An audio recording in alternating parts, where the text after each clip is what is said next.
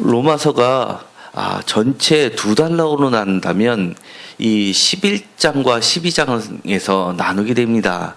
11장까지는 어떤 신학적인 이야기가 많이 집중되어 있다고 한다면 12장부터는 생활 윤리의 신학 윤리에 관련된 말씀으로 채워지고 있습니다. 그래서 이 12장부터는 어떻게 보면 마치 11장까지 되어 있는 것에 부속물처럼 여겨지는 경우가 있습니다.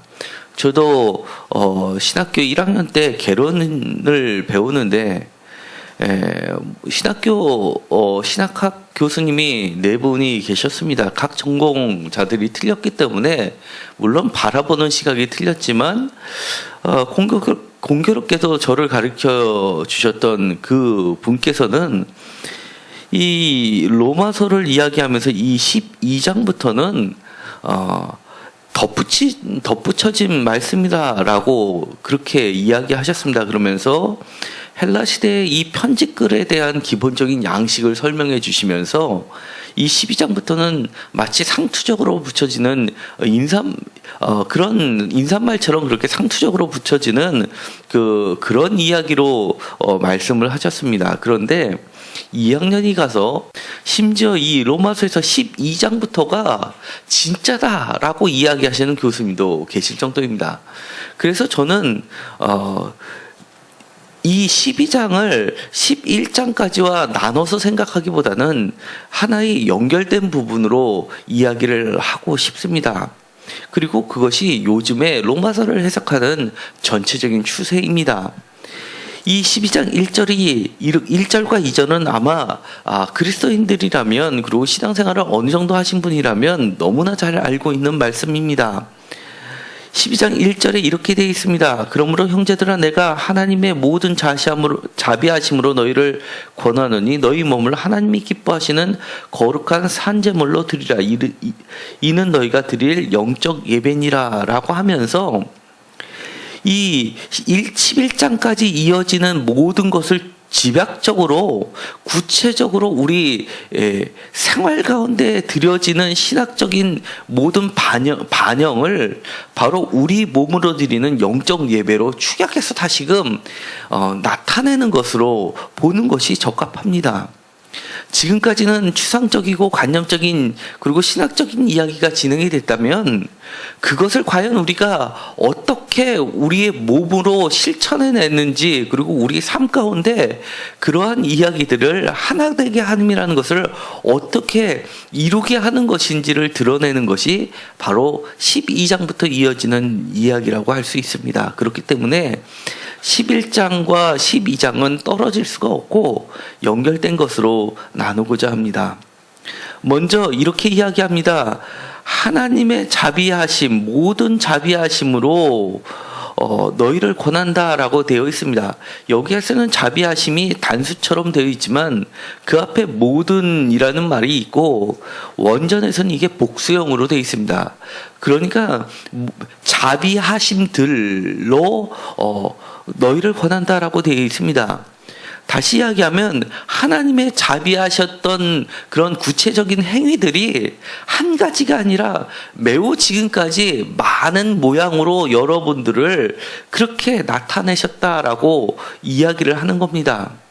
또한 12장 1절에 하나님의 모든 자비하심으로 너희를 권하노니라는 말과 3절에 이야기되고 있는 내게 주신 은혜로 말미암아 너희 각 사람에게 말하노니 할 때 은혜로 말미암아라는 것과 하나님의 모든 자비하심으로라는 말이 서로 대꾸를 이루고 있습니다. 원어로는 마찬가지로 하나는 둘 다 디아라고 해서 디아 속격을 쓰고 있는데 이 디아 속격 형식은 앞에 건 디아하고 자비하심들, 뒤에는 3절은 디아하고 은혜라는 말로 해서 대꾸를 하고 있는데 이것은 특별하게 어떤 매개나 무엇을 통하여라는 뜻을 이끌 때 쓰는 표현입니다.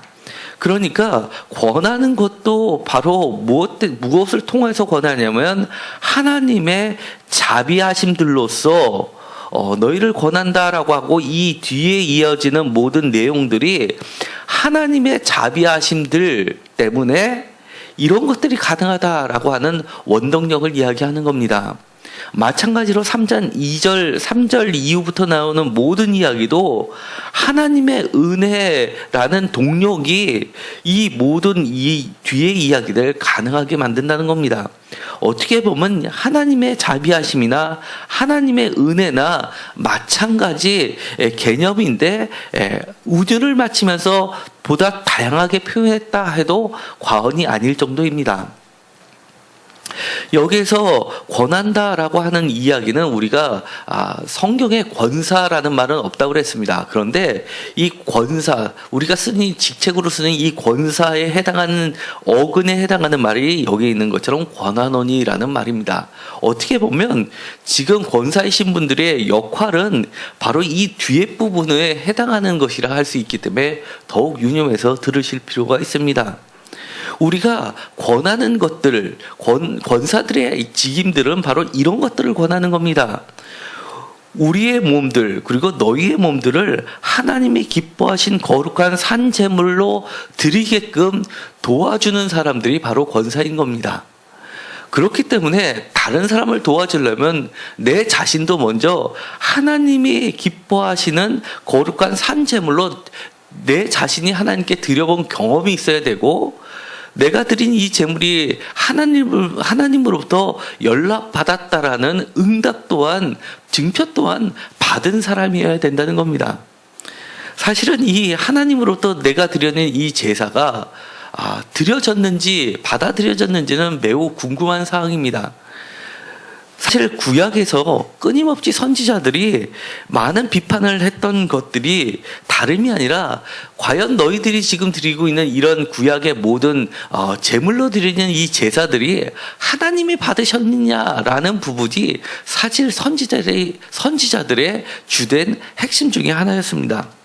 예를 들어 보면 대표적으로 호세아 선지자가 있습니다. 북이스라엘이 멸망할 때 호세아 선지자가 이렇게 이야기를 합니다. 내가 그를 위하여 내 율법을 10,000가지로 기록하였으나 그들은 이상한 것으로 여기도다. 호세아 8장 12절부터입니다. 13절에 이렇게 이야기합니다. 그들이 내게 고기를 제물로 드리고 먹을지라도 여호와는 그것을 기뻐하지 아니하고 이제 그들의 죄악을 기억하여 그 죄를 벌하리니 그들은 애굽으로 다시 가리라 라고 하면서 그들이 율법을 온전히 지키지 못했던 것, 그것을 하나님께서는 아무리 고기를 제물로 드려도 너희들의 삶이 그만큼 따라지 못했기 때문에 그런 규정에 적합한 제물을 드렸다 해도 그것이 예배가 아니다라고 하면서 드려지는 소와 양의 제사는 오히려 삶으로 드려지는 예배를 보여주는 하나의 상징으로 보았던 겁니다. 뿐만 아니라 아모스 5장 22절에 이렇게 되어 있습니다. 너희가 내게 번제나 소제를 드릴지라도 내가 받지 아니할 것이요 너희의 살찐 희생의 화목제도 내가 돌아보지 아니하리라. 그러면서 우리가 아주 잘 알고 있는 말씀이 그 다음 절에 나오게 됩니다. 24절입니다. 오직 정의를 물같이 공의를 마르지 않는 강같이 흐르게 할지어다. 너무나 유명한 말씀입니다. 여기서도 마찬가지로 번제나 소제 이런 것보다도 화목제 이런 것보다도 주님께서 진정으로 기뻐하시고 바라셨던 제물은 바로 정의와 공의와 이런 것들을 삶 가운데서 실현시키는 그런 산 제사를 원했던 것을 구약 시대에서도 볼 수 있습니다. 물론 이 로마서를 쓸 때 당시도 바울 시대에도 이미 성전이 무너지지 않은 시기였기 때문에 제사는 드려지고 있었습니다. 그러니까 이 바울도 이런 구약에 드렸던 모든 것의 연적 선상에 있는 예언자의 말이라고 할 수 있습니다. 미가서 6장 7절입니다. 미가서는 대표적으로 우리가 잘 알고 있던 것처럼 베들레헴에서부터 새로운 왕이 나타날 것을 예언했던 사람입니다. 미가서 6장 7절에 이렇게 이야기합니다. 여호와께서 천천의 순양이나 만만의 강물 같은 기름을 기뻐하실까? 내 허물을 위하여 내 맏아들을 내 영혼의 죄로 말미암아 내 몸의 열매를 드릴까? 8절 사람아 주께서 선한 것이 무엇임을 내게 보이셨나니 여호와께서 내게 구하시는 것은 오직 정의를 행하며 인자를 사랑하며 겸손하게 내 하나님과 함께 행하는 것이 아니냐라고 이야기하면서 진정으로 하나님이 기뻐하시는 그 예배가 무엇인지를 알려주고 있습니다.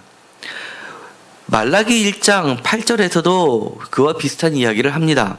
만군의 여호와가 이르노나 너희가 눈먼 희생 제물을 바치는 것이 어찌 악하지 아니하며 저는 것 병든 것을 드리는 것이 어찌 악하지 아니하냐. 이제 그것을 너희 총독에게 드려보라. 그가 너를 기뻐하겠으며 너를 받아주겠느냐라고 이야기하면서 여기는 더 나아가서 재물을 이제는 형식화시켜버린, 그 전에는 재물 자체는 매우 형식을 잘 갖췄는데도 불구하고 실질적인 삶을 지적했는데, 이 말라기에 가면 삶도 엉망일 뿐만 아니라 더 나아가서 이제는 재물까지도 형식적으로 드리기 시작했다는 것을 이야기합니다. 그러면서 우리가 말라기에서 11조 이야기가 나오는 것은 중요한 게 11조가 중요한 것이 아니라 말라기에서 예배를 드리는 자나 그리고 예배를 집행하는 제사장들이나 우리가 드려지는 이 예물을 하나님이 과연 받으실까라고 의심하면서 예배를 드렸다는 겁니다. 왜냐하면 말라기에 보면 중요한 이야기가 나오는데 하나님의 영광이 성전에서 떠났다라고 이야기를 하고 있고 그 하나님이 떠나신 영광이 언제 다시 돌아올지 기약을 소망하고 있다라는 이야기를 하면서 지금 자기네들이 드려지는 이 예배는 그 성전은 하나님의 영광이 떠나고 없는 상태이기 때문에 이렇게 아무리 예배를 드려봤자 무슨 소용이냐라는 회의가 짙게 깔려 있는 것을 반영합니다.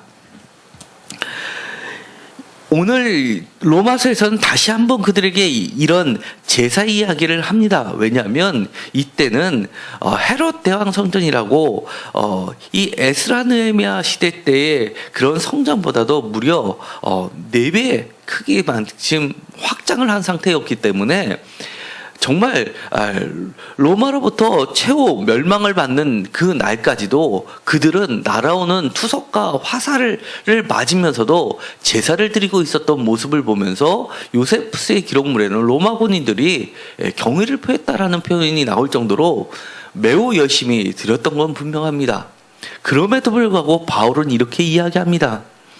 너희가 바로 마음을 새롭게 함으로써 변화를 받아 하나님이 선하시고 기뻐하시고 온전하신 뜻이 무엇인지 분별하도록 하라 라고 하면서, 그러면서 사족을 붙이면서 지금 드려지는 재물이 중요한 것보다도 이제는 영적 예배를 드릴 때라고 이야기를 하는 겁니다. 이 영적 예배다라고 하는 이 이야기는 구체적으로 이야기하면 이 뒤에 나오는 것이 우리가 아직 읽지는 않았지만 9절부터는 사랑이라는 이야기가 나옵니다. 다시 이야기하면 서로 사랑하라라는 이야기입니다. 그러면서 심지어는 이렇게 이야기합니다. 사랑 12장 맨 마지막에는 악에 지지 말고 선으로 악을 이기라 라고 하면서 19절에도 마찬가지로 내 사랑하는 자들아 라고 하면서 이 사랑에 대해서 강조를 합니다. 그리고 화목하라라고 합니다. 그리고 이 이방인 기독교인들과 유대인 기독교 사이를 사랑으로서 서로가 화목함으로써 결론적으로는 하나가 됨으로써 하나님께 영적인 예배를 드리라는 것으로 진행을 시키고 있습니다. 그렇기 때문에 11장까지 이야기했던 많은 것들, 구원이 어떻게 해서 시작되고 유대인으로부터 시작해서 그들은 잠시 버림받았지만 이방인에게까지 미쳤고 결국은 이방인들에게 충분한 수가 차게 되면 다시 유대인들도 이스라엘 사람들도 하나님이 구원하시게 된다는, 그러면서 교만하거나 자만하지 말고 서로 존중하라라는 이야기를 하는 것이 사실은 지금 구체적으로 영적 예배가 한 몸을 이루는 것이 영적 예배라고 이야기를 하는 겁니다. 그런데 이런 교회의 한 몸을 이루기 전에 먼저 지적하는 것이 너희의 몸에 대해서 이야기를 하는 겁니다. 각 사람의 몸에서 출발해서 이제는 더 큰 몸, 바로 5절에 있는 것처럼 그리스도 안에서 한 몸을 이루는 것으로까지 발전하게 되는 겁니다. 이렇게 내 한 몸을 하나님께 기뻐하시는 영적 예배로 드리고 나서, 그리고 나서 점점 그 한 몸이 여러 지체인 것으로 몸이 지체로 바뀌고, 서로가 지체인 것을 인정하고 서로의 지체를 존중하면서 이제는 각 사람 한 몸이 더 큰 하나의 몸, 교회를 이루게 되는 것을 이야기하는 겁니다. 그런데 그 동력이 바로 1절에 있는 것처럼 하나님의 자비하심들, 그리고 3절에 은혜라고 이야기를 합니다. 여기서 영적 예배드린다라고 할 때 1번 대역구 밑에 각주로 합당한이라고 되어 있습니다. 사실은요, 우리가 흔히 알기로는 영적이라는 이야기는 성령을 이야기하는 푸뉴마를 써서 푸뉴마티코 이렇게 되면 영적 예배니라 될 것 같은데, 원전에서는 푸뉴마티코를 쓰지 않고 무엇을 쓰냐면 로기콘이라는 말을 씁니다. 이 로기콘은 로고스하고도 관련된 말입니다. 그러니까 로고스는 지금의 영어로 발전한 로직이라는 말로 발전됐고, 어떻게 보면 이것은 합당한이 더 적합한 언어입니다. 그래서 영어 성경을 보면 이것을 영적 예배니라라고 번역을 하지 않고 다른 말로써, 예를 들어서 참된 예배 이렇게 번역하기도 하고, 분별된 예배 이렇게 번역을 하기도 하고, 그리고 이성에 맞는 합리적인 예배 이렇게 번역을 하기도 한데도 상당히 있습니다. 표준세 번역에서는 이것을 합당한 예배입니다 라고 번역을 했습니다. 다시 이야기하면 우리가 예배를 드린다고 하고 하나님을 섬긴다라고 하는 것은, 우리가 영지주의들처럼 갑자기 영에 확 휘몰아쳐서 나의 이성은 모두 다 잠재운 상태에서 저절로 드려지는 그런 예배를 이야기하는 것이 아닙니다. 바울은 철저하게 바울이 속해 있는 헬라 시대의 모든 플라톤 사상들이 이야기하는 것처럼 세상을 움직이는 원리인 로고스를 이야기하는 것이 아니라 요한복음에서 이야기하는 하나님의 말씀의 원리를 이야기하는 게 더 가깝습니다. 그래서 여기서 로기콘이라는 것은 저는 여기 표준세번역에서 번역하는 것처럼 합당한 이렇게 번역해도 좋고, 아니면 좀 더 의역을 해서 하나님의 말씀에 근거한, 그렇게 번역해도 좋을 듯 합니다. 하나님의 말씀에 근거한 예배니라라고 하는 것이 그 근거가 되는 게 그 다음 말이 이렇게 되어 있습니다. 이 예배를 드릴 때 하나님의 선하시고 기뻐하시고 온전한 뜻이 무엇인지 분별하도록 하라라고 이야기합니다. 우리가 예배를 드릴 때 무작정 드리는 게 아니라 많은 논리를 가지고 이성을 가지고 추론하면서 생각을 하면서 끊임없이 하나님이 이것을 기뻐하실까? 하나님이 이것을 선하시다고 할까? 하나님이 이것이 온전하시다고 완전하시다고 할까라고 끊임없이 우리에게 스스로에게 물어가면서 선별하면서 드려야 된다는 겁니다. 그래서 여기서 오직 마음을 새롭게 함으로 했을 때 이 마음도 사실은 영어로 얘기하면 heart가 아니라 mind입니다. 헬라어로 보면 heart에 해당하는 게 카르디아라는 마음, 우리의 하트, 심장을 쓰지만 여기서는 누스라는 말을 씁니다. 누스는 다른 곳에서는 정신으로 번역하는 단어입니다. 그러니까 여기서 마음을 새롭게 함으로라는 이 말은 보다 좀 더 생각하면서 드려지는, 그리고 끊임없이 어떤 행동을 직접적으로 유발시키는 그런 주체를 이야기하는 겁니다. 물론 이 누스라는 것은 다른 곳에서 마음으로 해석하는 것도 물론 있습니다. 그렇지만 정신이라기보다도 어떤 의지적인 표현의 장소, 라고 하는 것이 보다 정확할 듯합니다. 단순한 마음이 아니라 보다 생각이 의지가 들어가는 그런 것을 이야기합니다. 그렇기 때문에 우리가 예배를 드리는 때도, 그리고 여기서 얘기하는 영적 예배니까 우리의 삶 가운데서도, 그리고 우리의 공동체 가운데서도 우리는 끊임없이 하나님의 말씀에 빗대어서 하나님이라면 이것을 기뻐하실까? 하나님의 뜻은 무엇일까? 하나님이 선하시다고 하시는 것이 무엇일까? 아니면 지금 우리 눈엔 불완전하고 뭔가 부족해 보여서 불만이 생길다 하더라도 하나님이 우리를 통해서, 나를 통해서 이것을 좀 더 완전하게 채우시려고 하시는 그 부분은 무엇인가를 생각해서 그것을 사랑으로 덮어가면서 드려지는 예배를 이루라고 이야기하는 겁니다. 우리가 신앙생활을 할 때뿐만 아니라 우리가 가정에서 가족 간의 대화 또는 자녀들과의 대화도 사실은 여기서 이야기하는 것처럼 영적 예배라고 하는 겁니다. 어떤 말을 하는 것이 정말 하나님이 선하다라고 하실까? 어떤 것이 기뻐하시는 것일까? 어떤 것이 더 온전하게 가는 것일까? 가정이라고 하면 이해가 갑니다. 만약에 이것을 좀 더 확대해 볼까요? 우리가 운영하고 있는 사업체, 가게에 손님이 들어왔다 하더라도 내가 전하는 이 말 한마디가 단순히 돈을 벌기 위한 수단이 아니라 이것이 저 사람이 뭔가 불완전해 보이고 무엇인가 정말 내 눈에는 안 차고 내 기준에는 합당하지 않는데도 불구하고 그것을 하나님께서는 저 사람을 나한테 보내서 그 부족한 부분을 나로부터 채워서 하나님의 온전한 뜻을 이루게 하시기 위해서 지금 내가 건네는 이 말이 하나님의 뜻의 선한가? 하나님이 이 말을 했을 때 기뻐하실까?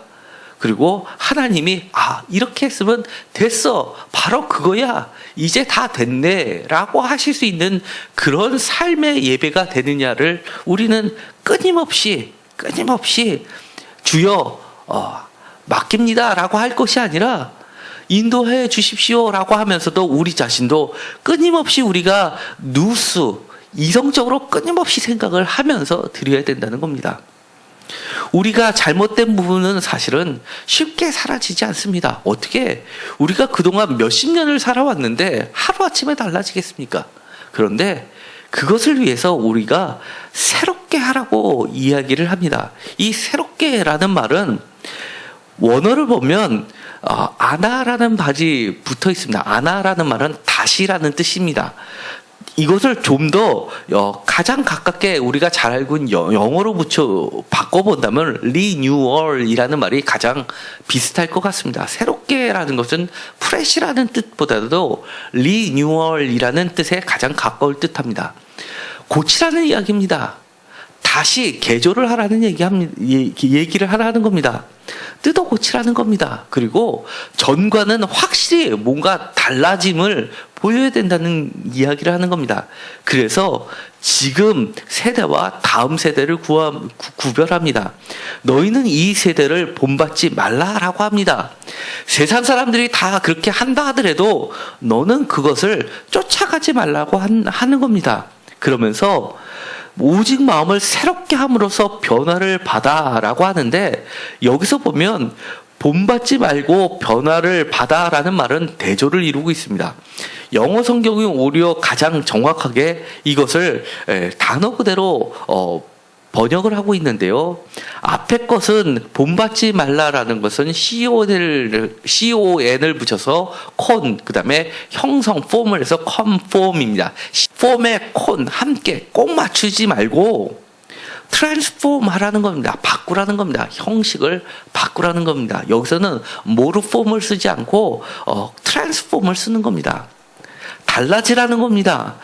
형태만 바꾸는 것이 아니라 본질적으로 전환을 일으키라는 것을 이야기합니다. 하나님도 분명하게 우리에게 분명하게 바꾸시면서 나타내시는 경우가 있습니다. 우리가 아주 잘 알고 있는 열왕기상 19장에 보면 엘리야에게 하나님께서 나타나시는 장면은 우리를 아주 당혹하게 합니다. 예를 들어서 모세에게 나타나실 때는 아주 하나님의 영광이 우레소리와 같이 나타나기도 하고 그리고 연기 속에서도 나타나시기도 하고 그렇게 커다란 나팔 소리처럼 들리기도 하고 그렇게 불 가운데서 나타나기도 하는데 그 열왕기상 19장에서 나타나는 엘리야에게 나타나시는 하나님은 불 가운데서도 그리고 우레소리에서도 나타나시지 않고 그리고 조용하게 세밀한 음성으로 나타나게 됩니다. 지금까지 나왔던 하나님이 자기 계시하시는 방식과는 매우 다르게 나타나셨습니다. 왜 그럴까요? 그때는요, 엘리야가 그때는 바알 선지자들과 싸우고 그리고 나서 바알 선지자들 다 죽였는데 이세벨에 의해서 자신의 목숨이 위태롭게 되자 도망쳐 나왔을 때입니다. 그런데 바알 신을 보면 우리가 전에도 한번 화면으로 본 적이 있습니다. 바알 신의 모양은요, 번개 지팡이를 갖고 있습니다. 그리고 구름을 타고 다닙니다. 그래서 바알 신을 섬기는 사람은 곡식의 신이기도 합니다. 폭풍을 몰고 다니고요. 그렇기 때문에 구름을 타고 다닙니다. 바알 신이 타고 다니는 수레는 구름 수레입니다. 그렇기 때문에 비가 많이 오면 풍성한 수확을 나타내기 때문에 바알 신은 풍요의 신이었습니다. 번개는요, 번개가 치고 나면 비가 오기 때문에 그만큼 바알의 상징이었습니다. 그런 바알들, 많은 사람들이 자신들에게 비를 내려주는 그런 풍요를 상징했었던 신을 믿고 있었었는데 사실은 구약의 하나님은 역시 마찬가지로 신명기에서 너희들에게 때마다 맞춰서 비를 내려주시고 풍성한 수확을 거둬주시는 분은 바알이 아니라 야훼 신이다라고 이야기를 했음에도 불구하고 시간이 지나면서 그들은 바알 신과 여호와 야훼 신앙을 섞기 시작했습니다. 그들은 분간하지 못했습니다. 자기 자신들은 바알 신을 섬기면서도 야훼 신을 섬기고 있었다고 믿고 있었는데 하나님께서 바알 신을 제거하시면서 철저하게 엘리야에게 나타나신 분은 바알 신으로 상징되는 번개와 우레소리, 천둥소리를 다 제거하시고 완전히 대비되는 모습으로 독특하게 세밀한 음성으로 나타나신 겁니다. 왜냐하면 분명하게 내가 야훼다, 내가 바알이 아니고 야훼다라는 것을 알려주시기 위해서였던 겁니다. 심지어 하나님이 이 세상과 다음 세상을 구별하시기 위해서 그렇게 자신을 바꾸시기까지 하시는데 그 뜻을 분명하게 전달하시기 위해서 끊임없이 하나님은 우리들에게 다가오시는데 우리도 마음을 새롭게 해서 하나님의 뜻이 무엇인지를 내가 가만히 있으면서 하나님 당신이 알아서 하십시오라고 하는 것이 아니라 우리들도 끊임없이 영적인 예배의 과정을 통해서 하나님의 자비하심을 간구하면서 하나님의 은혜를 간구하시면서 하나님의 자비하심과 은혜에 비추어서 우리가 끊임없이 영적인 예배를 드리도록 해야 된다는 것을 이야기합니다. 그러면서 그 뒤에 3절 이후부터 나오는 이야기가 바로 대표적으로 분량을 이야기합니다. 각 사람에게라고 하면서 각 사람에게 나누어 주신 믿음의 분량대로 지혜롭게 생각하라는 겁니다. 여기서도 마찬가지로 그것이 생각과 끊임없이 이야기하고 있습니다.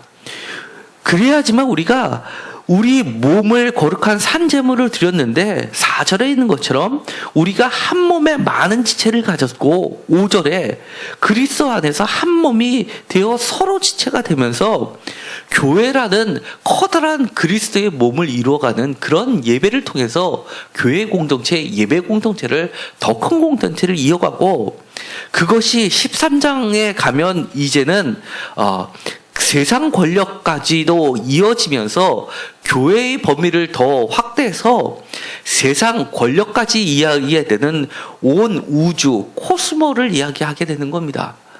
온 우주조 그리스도의 몸으로 나아가게 되는 그런 예배, 그것이 더 확대된 발전된 모습이 바로 에베소서, 골로새서가 바로 그런 사상을 내포하고 있는 겁니다.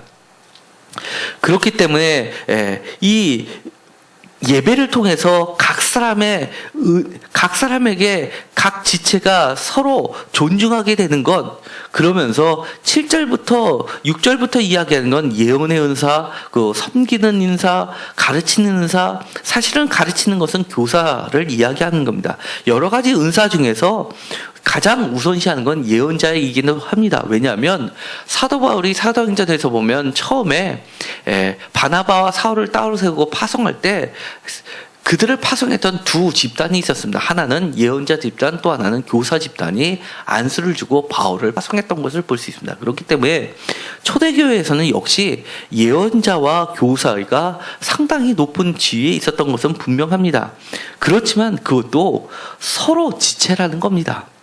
그러면서 믿음의 분량대로라는 말을 할 때 이 분량이 마치 이것을 잘못 이해하면 이렇게 할 수도 있습니다. 믿음도 분량, 작은 게 있고 큰 게 있구나라고 생각할 수 있는데, 여기서 분량이라는 원어를 보면 우리가 잘 알고 있는 단어를 쓰고 있습니다. 음악할 때 메트로놈이라는 기구를 씁니다. 박자를 맞추는 겁니다. 이 어원이, 분량의 어원이 바로 메트로놈하고 같은 어원을 쓰는 겁니다. 다시 이야기하면 믿음의 규격을 이야기하는 겁니다. 믿음의 규격대로, 규격을 벗어나지 말고라는 뜻이 되는 거지, 작고 크고를 이야기하는 것이 아니라는 겁니다. 믿음의 규격대로라고 한다면, 그렇다면 우리가 서로의 여러 가지 하나님의 자비하심이 복수로 나타나 있는 것처럼 각 사람에 주어진 것도 여러 가지 모양으로 하나님이 모양이 다르게 여러 자비하심들의 모양으로 형제들에게 나타났다는 것을 이야기한 겁니다. 그렇기 때문에 먼저 각 사람이 영적인 예배를 드리고 나면, 그렇다고 나면 다른 사람들의 모습도 우리가 영적인 예배라고 인정할 수 있게 된다는 겁니다. 이제 3절 이후부터는 다시 한번 좀 더 구체적으로 다음에 말씀을 나누고자 합니다. 그러나 오늘 사실은 가장 중요했던 것, 대원칙 1절과 2절, 우리가 어떻게 영적 예배, 거룩한 산 제물로 하나님이 기뻐하신 예배를 드린다는 것이 단순히 우리가 생각했던 것처럼 모라지경에 빠져서 드려지는 그런 예배가 아니라, 정말 전인격적으로 우리가 몸을 들여서, 우리의 정신을 들여서 끊임없는 생각을 통해서 말씀을 묵상하면서 하나님의 말씀에 근거해서 하나님의 자비하심에 비추어서 우리가 우리 자신을 전체를 하나님께 드려지는 예배, 그것이 하나님이 정말 우리에게 원하시는 예배라는 것을 다시 한번 나누고자 합니다. 기도하고 마치기로 하겠습니다. 하나님 감사합니다. 우리의 마음을 리뉴얼해 주옵소서. 하나님의 자비하심을 간구합니다. 오늘 우리를 새롭게 하여 주시고 고쳐주셔서 끊임없이 주님이 무엇이 선하고 기뻐하시고 온전한 뜻이 무엇인지를 끊임없이 말씀에 비추어 생각하면서 우리의 전 삶을 주님께 드려지는 예배가 되게 하여 주옵소서. 예수 그리스도의 이름으로 기도드렸습니다.